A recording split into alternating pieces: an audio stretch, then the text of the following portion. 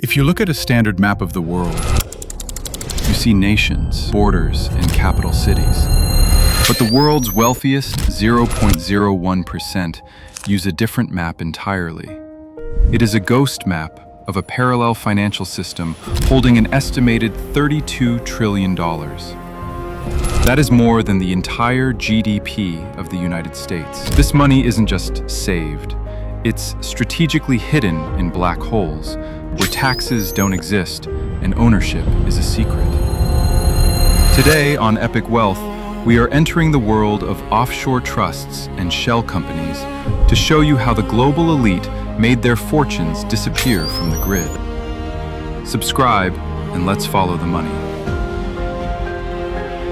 To the average person, owning something is simple. You buy it, your name is on the deed. But in the world of secrecy architecture, ownership is a liability. The goal of the elite is to control everything, but own nothing. They use shell companies. These are businesses that exist only on paper. They have no employees, no offices, and no products.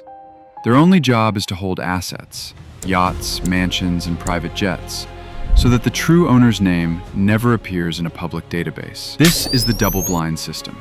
If someone sues the billionaire, they find out he technically owns nothing. Everything belongs to a shell company in the British Virgin Islands, which is owned by a trust in Nevis, making the wealth legally untouchable. Most people think you need to fly to a tropical island to hide money. But in 2026, one of the biggest tax havens on Earth is actually South Dakota. Because of specific state laws, South Dakota has become the Switzerland of the prairies.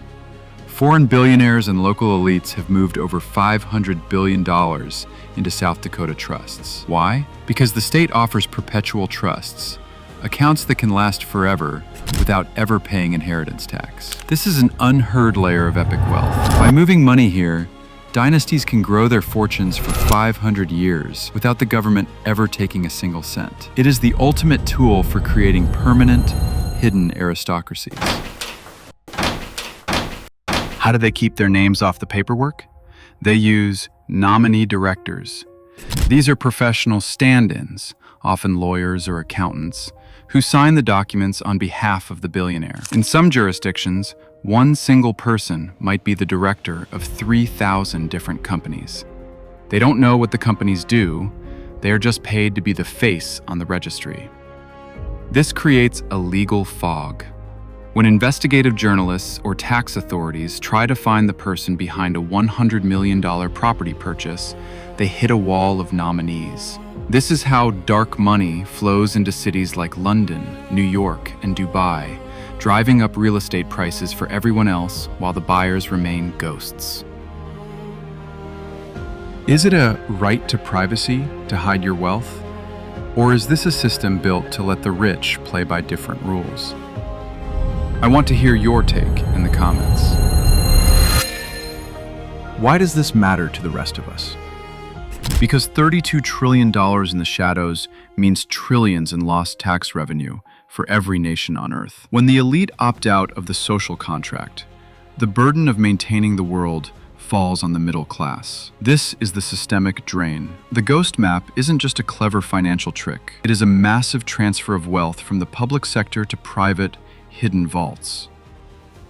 In 2026, as digital transparency grows, these havens are under pressure. But as one hole closes, the elite simply find a new one. The world of secret wealth isn't about James Bond villains in hollowed-out volcanoes. It's about paperwork.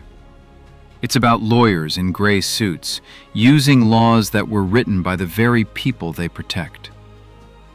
Understanding the ghost map is the first step in understanding how power truly works in the 21st century. Wealth isn't just about how much you make. It's about how much of you the system can see. We are just getting started with this series. Make sure you are subscribed to Epic Wealth for the next episode, where we look at the guardians of old money. The private family offices that have more power than the World Bank.